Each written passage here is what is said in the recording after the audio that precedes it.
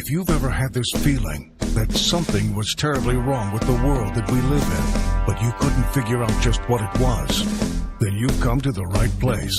Secret societies, mystery religions, and the Illuminati have been controlling our reality since the beginning of time.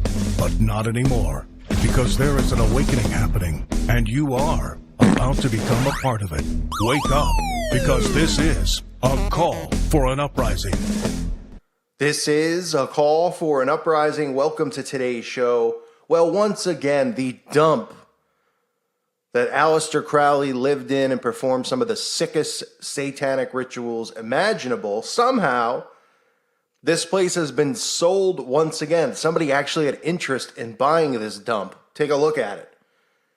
Now, most of you might know Aleister Crowley lived in this house. He performed rituals with animals in this house. He practices sex magic in this house. Of course, everybody who is a fan of Aleister Crowley, which somehow there's fans of this demonic piece of garbage, think of him as, he was ahead of his time, huh? The guy says in his books, talks about ritual magic and using children for the strongest, form of magic.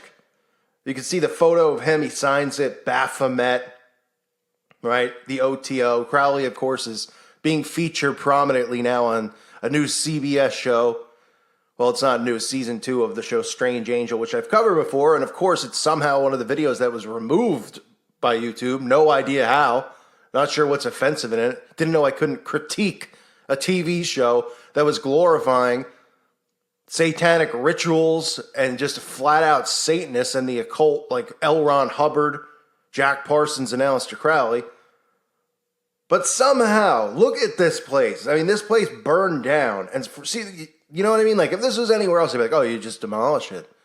But there's some power here, and there's some reasoning behind them having to have this home still standing after all these years and somebody actually buying it. I mean, there's people who put their houses on the market and can't sell it for 10 years, right? And somehow someone's like, yes, I will invest in this. Sure, it has no roof and it's just a wall. So obviously some Satanists are buying it. It says the former, and of course Jimmy Page once owned this home. I wonder why. The satanic Jimmy Page. The former Highland home of occultist Aleister Crowley that was largely destroyed by fire 4 years ago has been sold. The new owners of the house, which is near Loch Ness, will be hoping for a new peaceful chapter in the property story with it. Understood the house is to become home to a charitable foundation and opened up to the public. Yeah, because that's what we need, right? Come take a tour. In this room, this is where Aleister Crowley performed this ritual. I mean, who is going to take... obviously, we know which people are going to be taking their kids there. But sick. It's sick that this is even going on. Place should have been torn down. Back when he was alive, everybody knew what he was and what he was doing. Now, because of social engineering and, the music industry and Hollywood, they've glorified this freak. It says those who have bought the property have not been named, but they plan to fully restore the house. It's going to take a lot of money. Where Crowley centered his black magic investigations. As they're calling them, investigations. After he bought it at age 25 in 1899. It was later bought by Led Zeppelin, the founder and guitarist Jimmy Page, in the 1970s, with the rock god owning the most notorious, just blasphemy, calling him a rock god, the most notorious home in the Highlands for around 20 years. A blaze in 2015 caused extensive damage to the house, as you can see from the photos, yet somehow people are just, we've got to fix it up. We've got to make it a charitable thing. Why don't you just throw your Freemasonry philanthropy nonsense into it so it could seem like a heroic gesture? Meanwhile, people are going to go there. They're going to be, I don't know who he is. Well, we'll tell you all about him. And they'll tell great stories about yoga and meditation, and they'll word it so the guy's a hero. It said it has long drawn those curious to the occult, but the new owners have urged people to stay away until the house is fully repaired and restored to a safe state, probably because they're performing rituals themselves. Paranormal investigators Highland Paranormal carried out a recent survey at the property, which did not pick up any supernatural activity.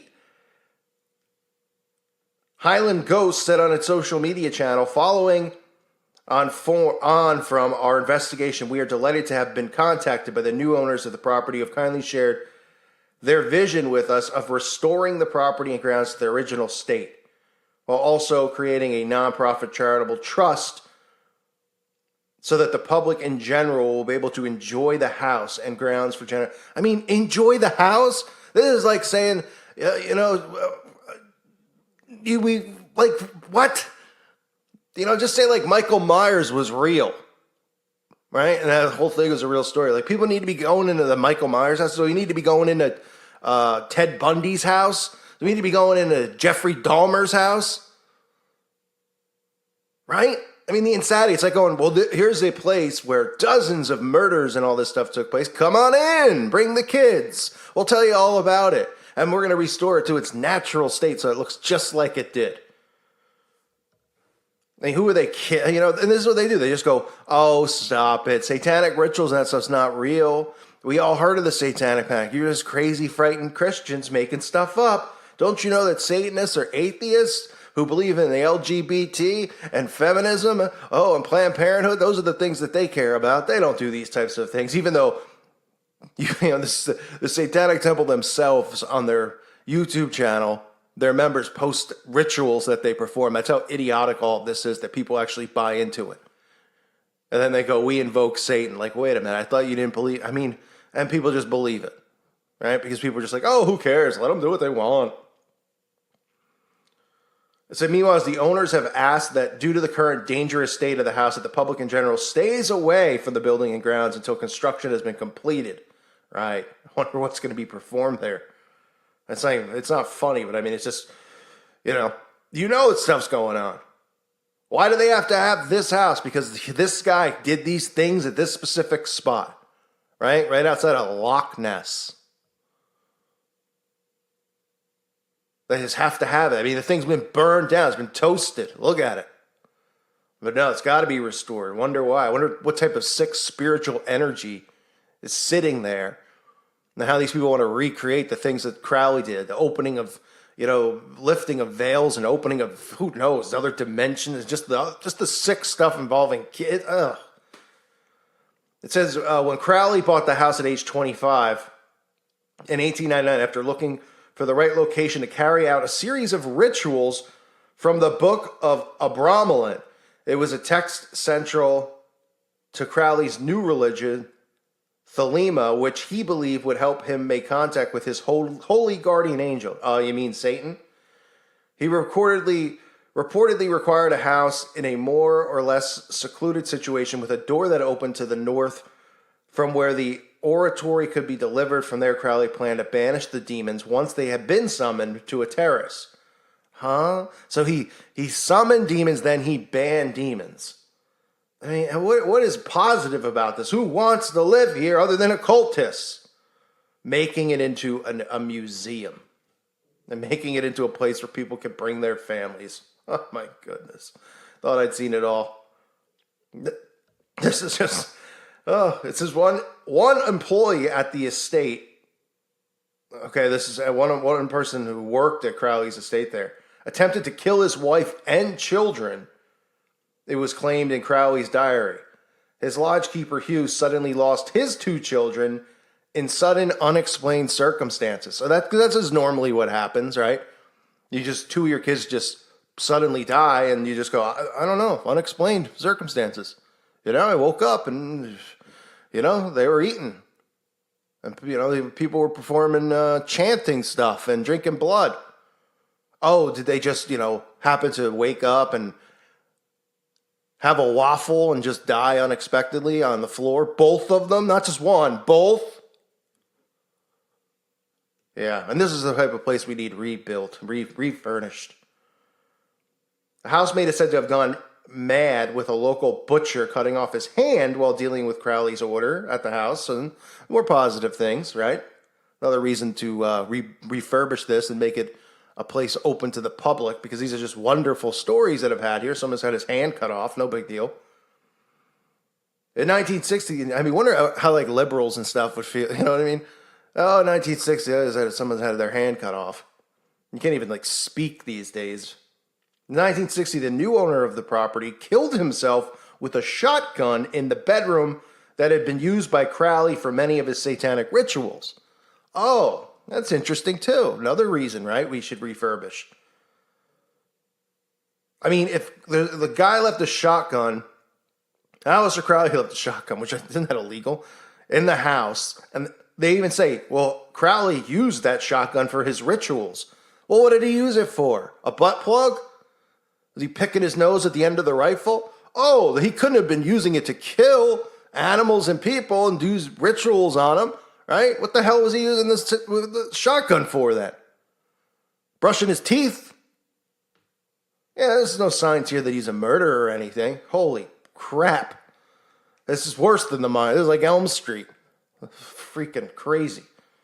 While unconfirmed tales about the past kept re-energizing themselves, the property has enjoyed a quieter period with a Dutch family using it as a holiday home. That's what it recently was used for. What a wonderful way to spend the holidays, folks. Come on over to the Crowley home. Here's the room where a guy shot himself and his family. Over here in the kitchen area, some guy killed himself, and then his 2 kids died unexpectedly. No cause of death, because clearly the police aren't in existence, apparently, in 1960 or whatever year it was. Oh, of course they are. But no cause of death. Nothing strange going on here. Nothing to see.